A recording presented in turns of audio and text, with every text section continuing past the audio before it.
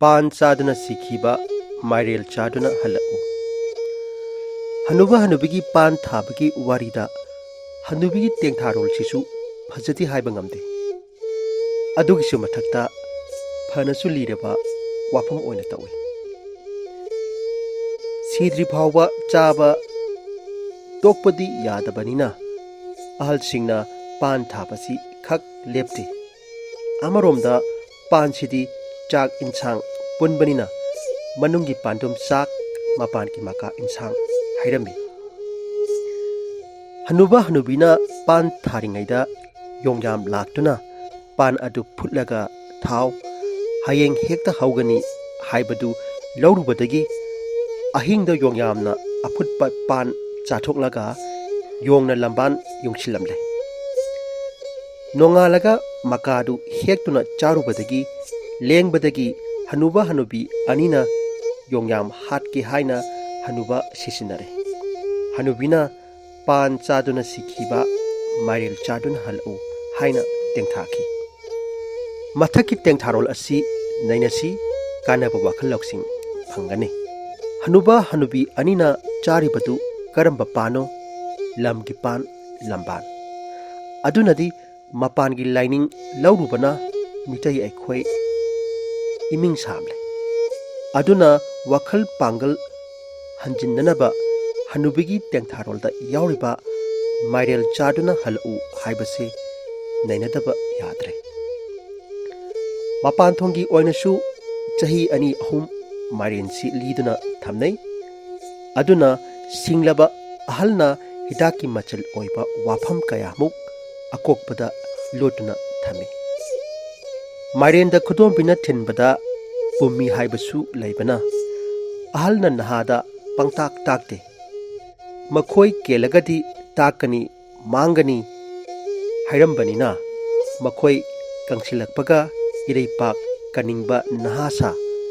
अहल मनाक फंबा थिल्ले माइरेन हाइबदगी थैरकपा माइरेनी ममै तारकपा खोमदोन मैरौबिना मपीदा कोंदुना खांगबदगी कांगदोंग फारदुना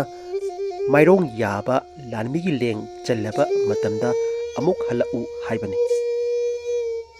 नोम नोम सगाई तोंग चानब लेते तखेत था नोमु सुरुबगी थोइना कानफम लेतबा इसाता निंखाइदुना तोकपा मतम अमा लाकनी अदुना कानरबा मची ओइबा वाफम अमा तारगा चुम्मी हाइना मंगक हाइरगा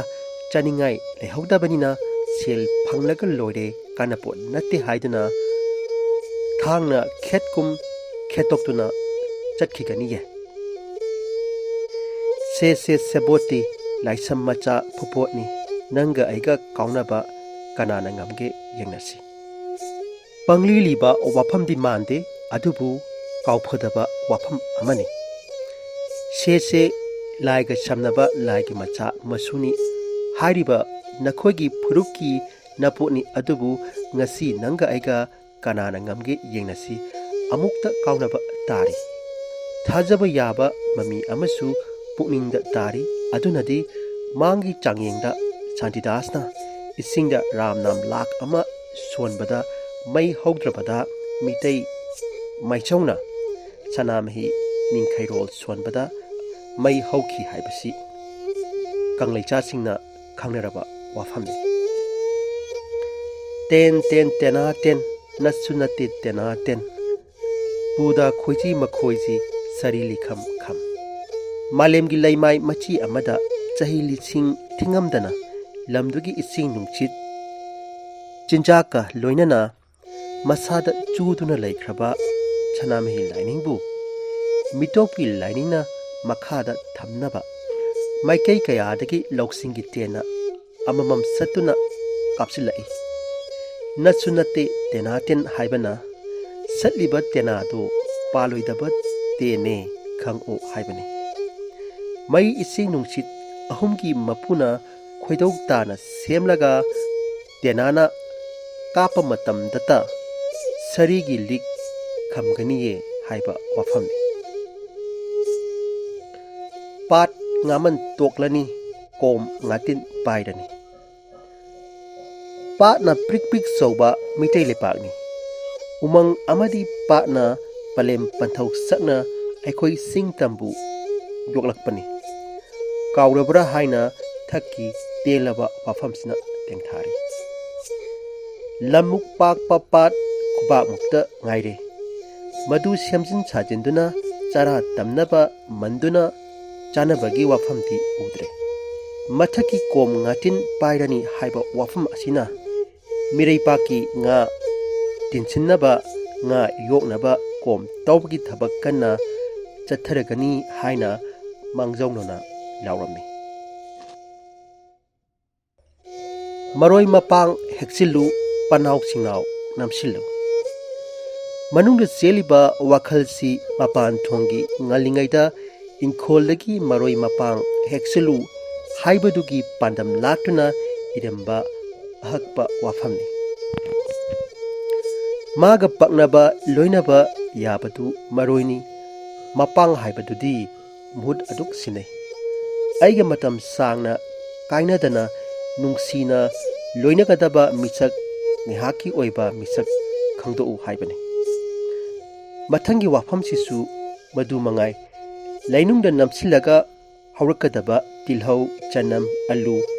क्यांगन सिंगबा कया लैरी अदुबु पनाउ सिंगनाउ अनि असिता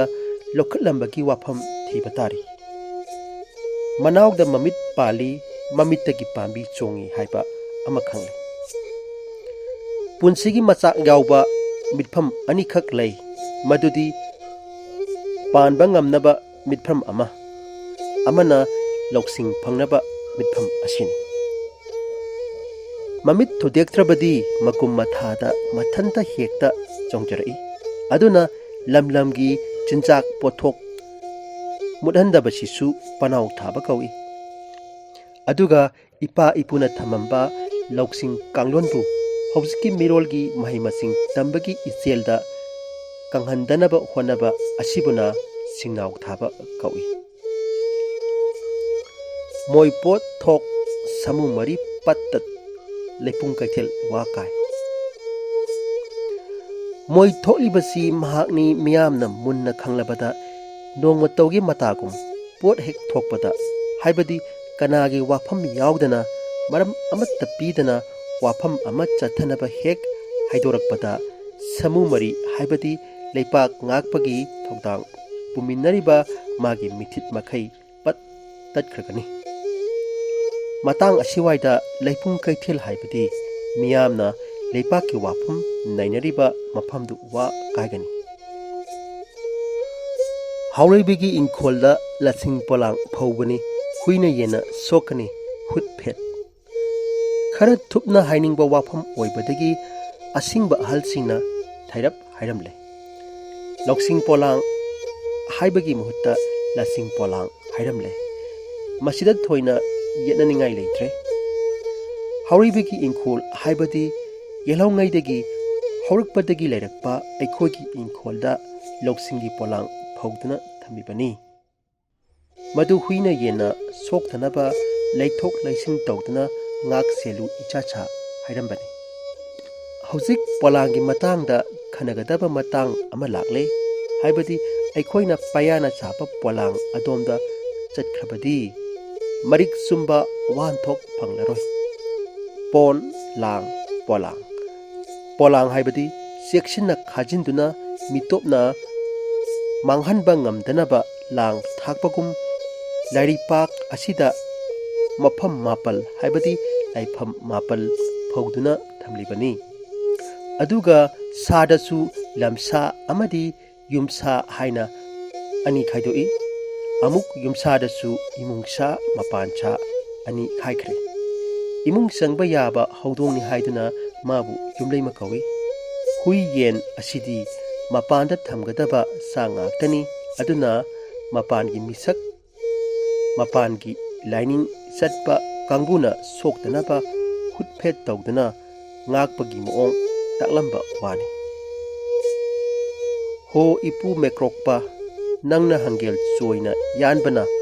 मसुंग तारेदो वापल अमदगी यानबा हंखेलना पया सिरगा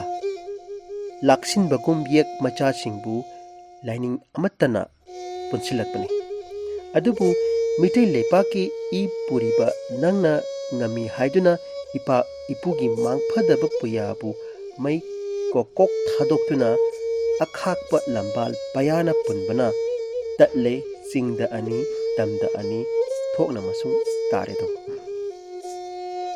kang mangna kanglakani lirana lirakani ireipaki ching marukukle pachong mayang kangle laifam tinpham mami samle yengbada mitai lepak malaktre yongna lakpu talare yumdang bana kainare aroiba mihul kanglaktuna nahana mangtil thana lanchangkhre sagi saram udriba langi lalongsu khangdriba lanching thangba mahakna khongul lirakadabadi ariba wafam tanane kawgono